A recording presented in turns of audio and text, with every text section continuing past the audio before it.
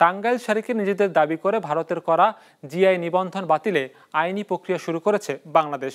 শিগগিরই এ বিষয়ে ইতিবাচক অগ্রগতি হবে বলে জানিয়েছে শিল্প মন্ত্রণালয়। বৃহস্পতিবার রাজধানীতে জিআই পণ্য সনদ বিতরণ অনুষ্ঠানে এসব কথা জানানো হয়। এ সময় শিল্পমন্ত্রী জানান, মাটি ও ঐতিহ্যের সাথে সম্পৃক্ত পণ্যকে চাইলেই নকল করা যাবে না। ওয়ালটন ফ্রিজ কিনে অনেকের মতো আপনিও হয়ে যেতে পারেন মিলেনিয়াল। সেরা পণ্যের সেরা অফার।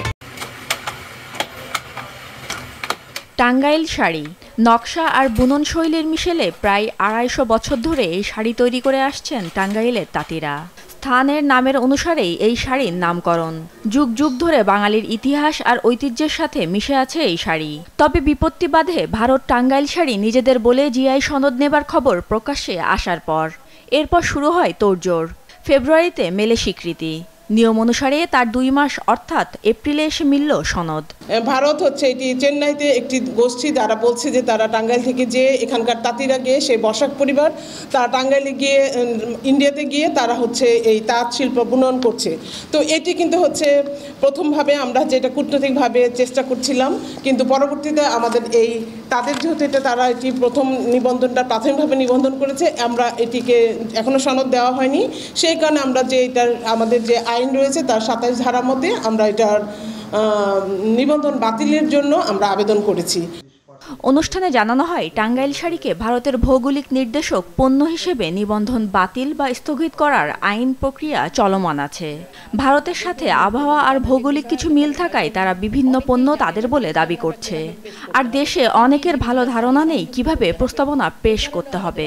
যেটি আমরা দেখলাম যে টাঙ্গাইল শাড়ি যখন ভারত টাঙ্গাইল শাড়ি অফ বেঙ্গল বলে নিয়ে গেল, তখন কিন্তু আমরা দেখলাম যে এই টাঙ্গাইল শাড়িটা আমাদের জেলা প্রশাসক মহোদয় আবেদন করেছিলেন, কিন্তু তার প্রসেসটা সম্পূর্ণ ছিল না।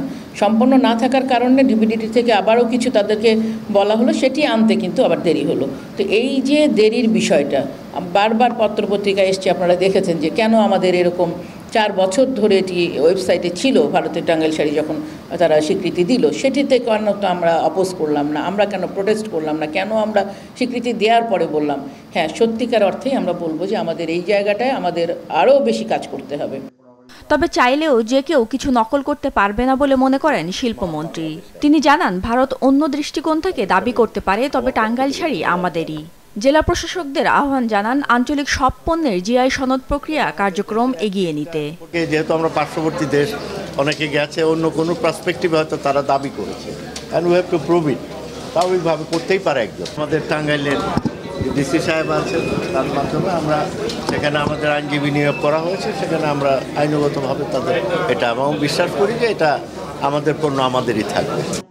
অনুষ্ঠানে বিভিন্ন এলাকার মোট ১৪টি পণ্যকে জিআই সনদ প্রদান করা হয়। সব মিলে এখন মোট ৩১টি পণ্য আছে এই তালিকায়, আর অনুমোদনের অপেক্ষায় আছে আরও ৭৭টি পণ্য।